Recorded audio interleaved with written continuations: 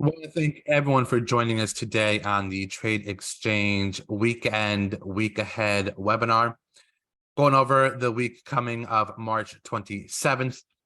And we'll just take a quick peek at last week and then a quick update on what we're looking for this week, as well as a few updates we've done on the Squawk and a brief update on the community chat. So first things first, we had another week of volatility as the FOMC raised rates by 25 basis points and kept a hawkish tone with continued concerns on US and EU bank stability issues. Seeing those headlines, you would have guessed the markets ended the week lower, but oh no, strength continues. The NASDAQ continues its grind higher, and all three indices were up 1 to 2%. The fear in markets are there, but the strength in these markets continue. It's kind of a quagmire that we're looking at over here. Financials continue to show weakness for the third week in a row, and the worries now are of commercial real estate markets. They're starting to pop their heads out, and we are starting to see a few comments and headlines in regards to the weakness we're seeing in commercial real estate markets. The Fed raised rates by 25 basis points and revised their GDP forecast lower. Powell, during the press conference, reiterated their 2% inflation levels and mentioned that they are still data dependent and can move in either direction depending on inflation indications. One key line that Fed Powell stated were that Fed officials don't see rate cuts this year. They just don't. Central banks overseas as well continue to raise rates to fight their own inflation issues. One thing, members, to keep an eye at that was removed from the statement by the Fed was the line of quote-unquote ongoing rate increases, which was removed from the statement and possibly added a little more oomph to the upside in markets. Yield markets continue to be weak, down a third week in a row. Gold breaks above 2,000, hitting levels not seen since 2020 in August. Home prices, we had some home numbers this week. U.S. home prices had their first year-over-year decline in 11 years. House prices showed a decline of 0.2%. This week, members, the Fed speak is back. We have 7 scheduled events this week, and we're waiting for any additional comments by each Fed speaker. Economic-wise, we have a few key reports on watch: consumer confidence on Tuesday, GDP data on Thursday, personal income and outlays on Friday. One thing we took away from the markets this week in commentary from traders and economists is how the market does not believe the Fed still. Futures markets ended the week pricing in a 98% chance that rates would end the year lower, according to the CME FedWatch tool, with a 94.8% chance that cuts would start this summer.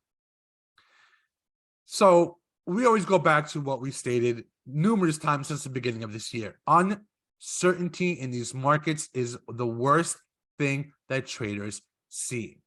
And right now, if you listen to what Fed Chair Powell stated in regards to Fed officials do not see rate cuts this year, they just don't. And commentary from the CME FedWatch tool, that in their minds, it's close to a 95% chance of a rate cut in the summer. Clearly, there's uncertainty. Clearly, we have trust issues. And clearly, something has to change, or else we're going to see this volatility, members, continue throughout the summer, which typically is one of the slowest times of the year. Are we going to have the sell in May and go away? Or are we going to get are we finally going to get some certainty back into these markets? We will see soon enough. Now, a quick look at your week ahead. Upcoming U.S. and world events. We do have some earnings coming this week. Carnival Cruise, Lululemon, Micron, Walgreens. Looking at your looking at your important events for the week, starting off with Monday. We had Fed speaks Jefferson. Tuesday, Consumer confidence, the Case-Shiller HPI and the FHFA HPI and Fed Speak Bar. Wednesday, Fed Speak Bar and the pending home sales. Thursday, the GDP, Fed Speak Collins and Barkin, and we also have Janet Yellen speaking. Friday, Chicago PMI, consumer sentiment, and personal income and outlays. We also have Fed Speak Williams and Cook. As always, members, you have your company events for the week, as well as your top conferences for the week.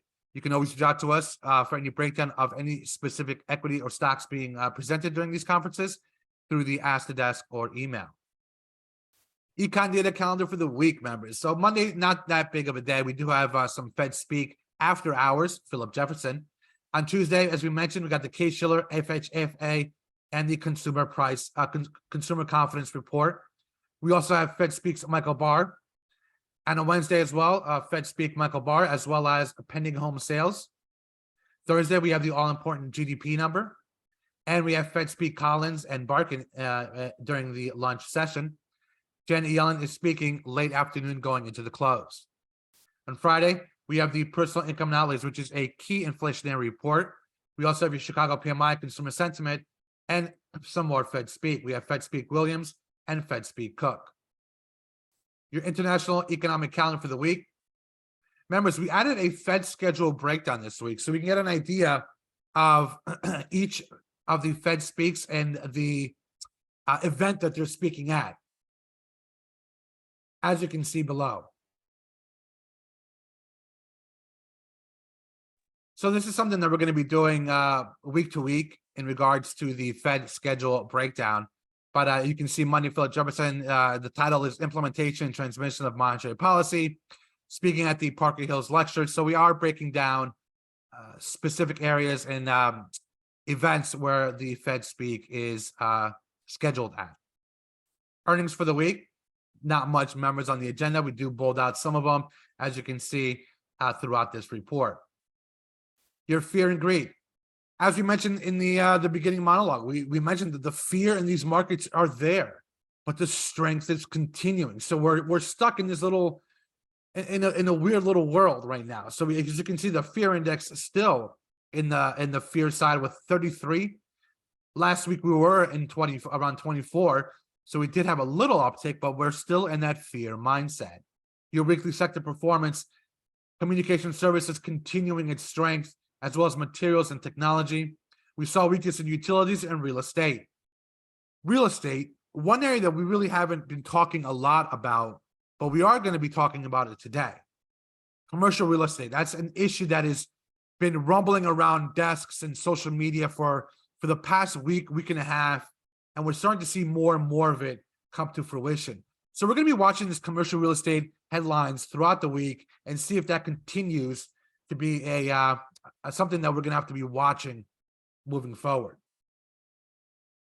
Your NEC comparisons, as well as your sector 5% move in between the week.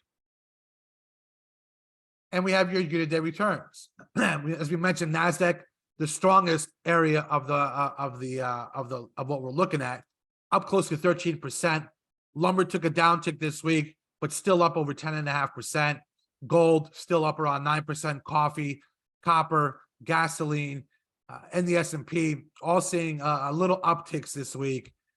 The VIX saw a big drop this week, about almost 20% drop on the VIX. The Dow, a little uptick, but still down on the year, down 2.75%. Same thing with silver. We did see a little uptick in silver, but still down around 2.5%. And as always, natural gas, heating oil, crude oil, the three weaker since the beginning of the year, continue to be the weaker going forward. Nat gas down over 50% year to date, as heating oil down around 20% and crude oil down 14%. Your AAII Investor Sentiment Survey did see a little uptick on the bullish side, but not much change this week.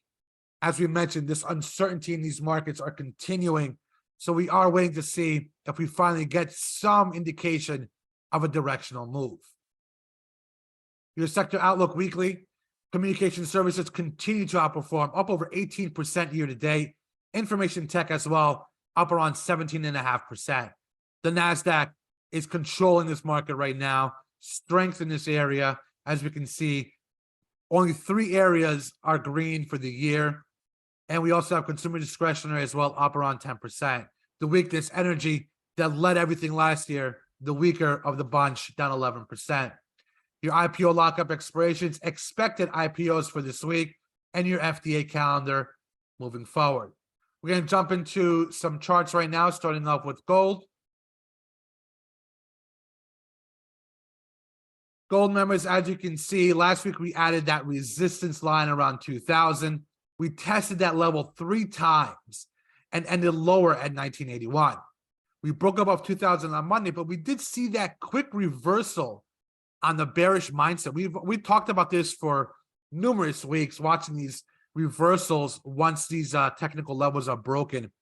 We need to see this green, this bar right here, be showing green with strength for a continued conviction move to the upside.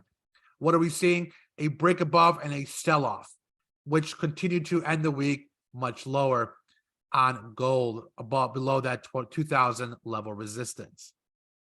SPY daily, no changes to the chart, members. We're still watching this long-term downtrend on SPY, watching the 380 to 400 levels.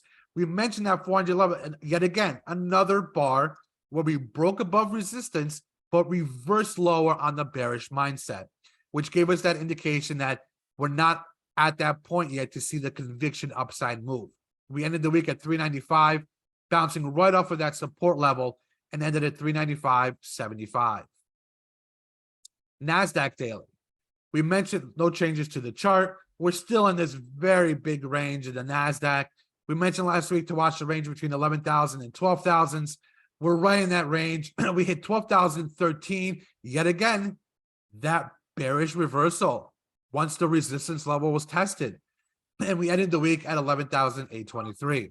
So we are watching these levels continuing. An upside move, members, above resistance on volume with no reversal is what we're looking for a conviction move in either direction.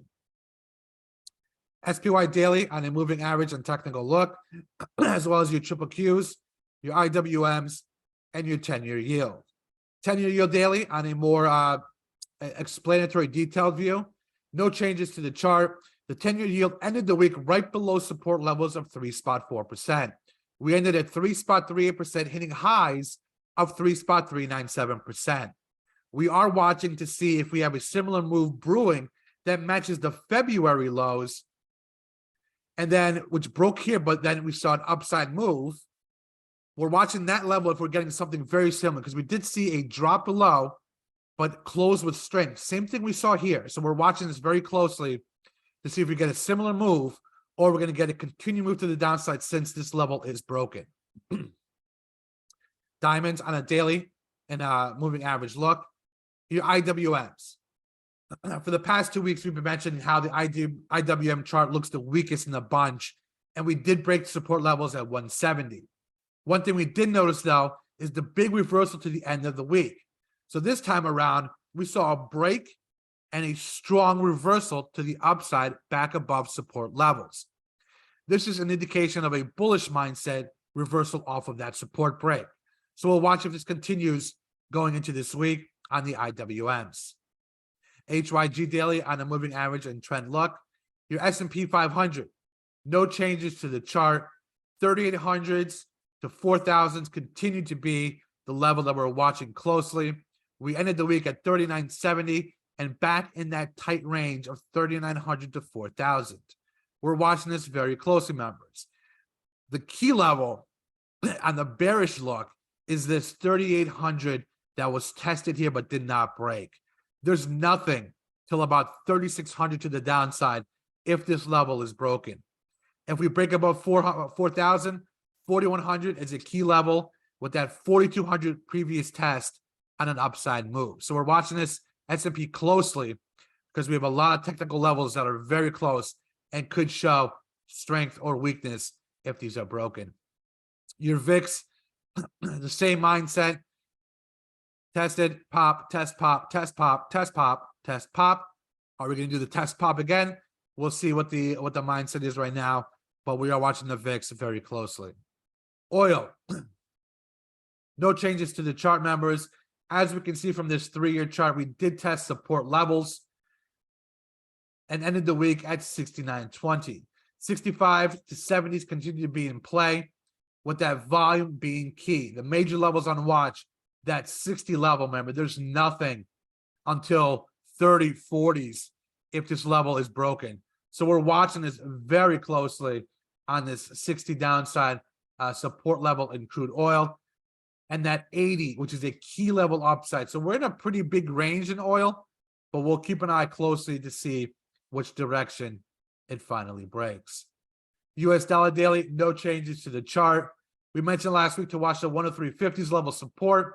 We broke that. We tested the 102 support level basically to a T, reversed back into this range, watching this downtrend, very similar to what we have over here. So we're watching this downtrend very closely to see if we have any upside move. Bitcoin, no changes to the chart, members. Bitcoin broke above resistance, filled the gap now that we've been mentioning for numerous weeks. We were talking about once this resistance level breaks, that gap level is going to be filled, and it filled it. The question now is with this gap fill, is what is next? Last time we had a gap fill was here. A lower gap fill, filled it, reversed to the upside. Now we're looking at a gap fill on the upside. Are we going to see continued movement above that 30,000 level, or are we going to see a gap fill drop back to support levels? Watching Bitcoin closely as this is back into play with what's going on with the financial markets. SMH daily, a clear-cut move to the upside, but this is a look at your moving average and trend look. Euro, no changes to the chart, members. Last week we mentioned 107s as a level resistance on watch. What happened? We broke above that level and hit 109.29.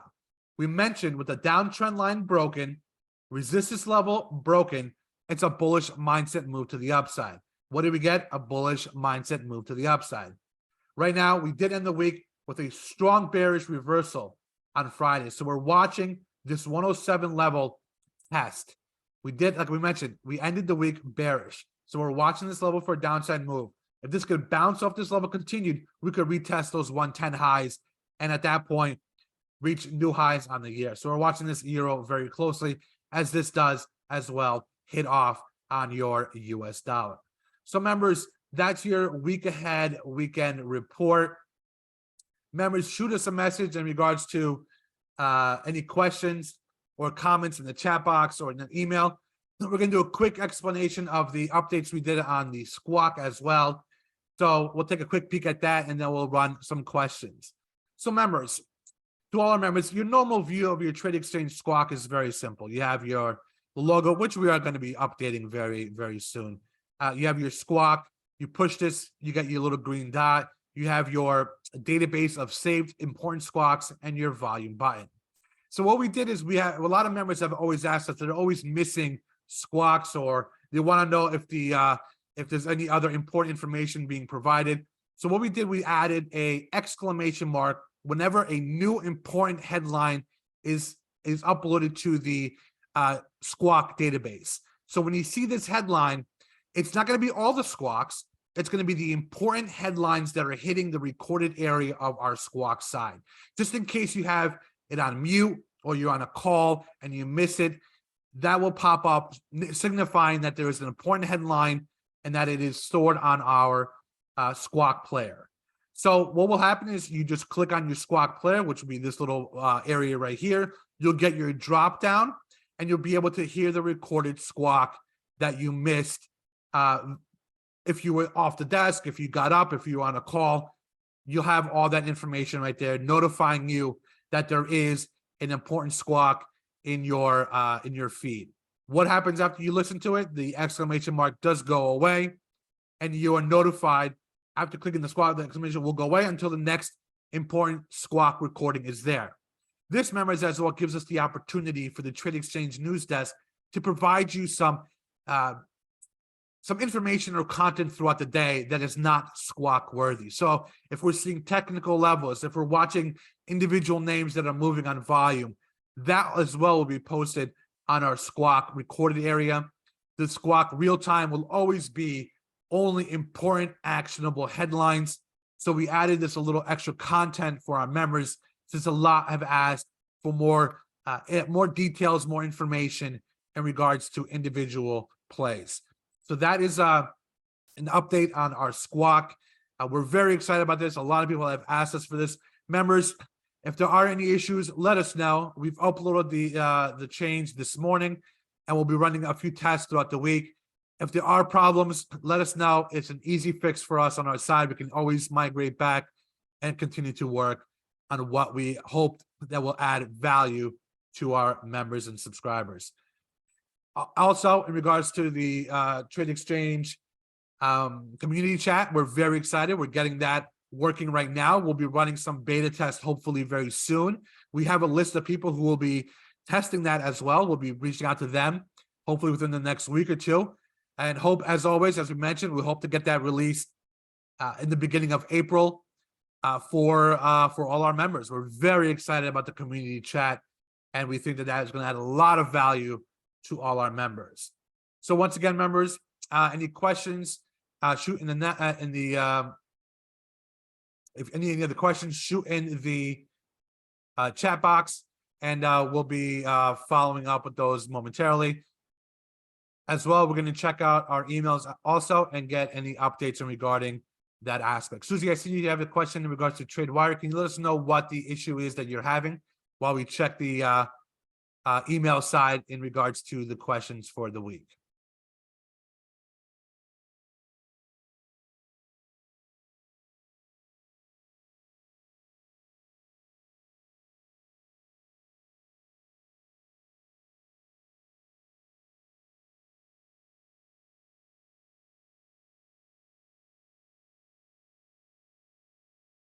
Susie, can you just shoot us in regards to the question regarding TradeWire? Shoot us an your email, an email, please. We're not having any issues on this side, but we'll check and see why that's not working for you. So one of the questions, as always, is what our thoughts are for the week, members. Our thoughts are this: we got the Fed back in play. We do have some economic data points that we are watching in regards to the GDP. The personal income knowledge is going to be a big number on the inflation side on Friday. But as we mentioned before, members, the fear in this market is there, but the momentum is continuing to the upside. So the question comes down to, will there be one headline that changes that mentality? But for now, it's upside move. The market is pushing aside and sweeping under the rug all this information regarding inflation, the Fed, the bank headlines, what's going on in Ukraine and Russia, China. Everything is getting swept under the rug for now. But as we all know, all it takes is one specific headline to change that mentality, to bring the bearishness back into this market. Since the fear is there, that is always something that we're keeping a close eye on if we get a change in momentum. But the momentum right now is curling to the upside, as we saw the past week, with all these headlines, with Credit Suisse, Deutsche Bank, all these big banks in Europe, and having all these cautious and negative headlines. The market was resilient to the upside for the week. So right now, it's an upside mentality until it changes, and it all could take one headline, remember. So stay tight, watch the news desk, keep an eye on these levels that we've been mentioning regarding resistance and support on our charts, because once these levels are broken, we could see a significant move in either direction. We believe it is a technical market right now. We believe that the fundamentals are really not in play, as we can see by the charts that we've been looking over for the past few weeks. It seems that the markets are playing to a tune of technicals. And right now, any headline is not really affecting this market because the mentality is to the upside. And until that changes, that is where we are for now. Any other questions, members? Shoot them in the chat. We have one more question in regards to the chat room that a lot have been asking. Yes, the question was, are there going to be moderated chats and will be run throughout the day? Yes, the chat room will be a moderated chat. It will be throughout the day. It'll be a part of the news desk service. It'll just be a simple button you'll be pushing that could cut your news desk in half. You have full access to the news desk as well as the chat real time, and it'll have a pop out for the chat if you are interested in just popping that out and putting it to the side for ease of access. So once again, members, we want to thank everyone for joining us this week. Enjoy the rest of the weekend. Be safe. Check the news desk. over the weekend to get yourself ready for Monday's open. If anyone has any questions or comments, email us. We're around as always. We do what we can for our members, and enjoy. Trade Exchange out.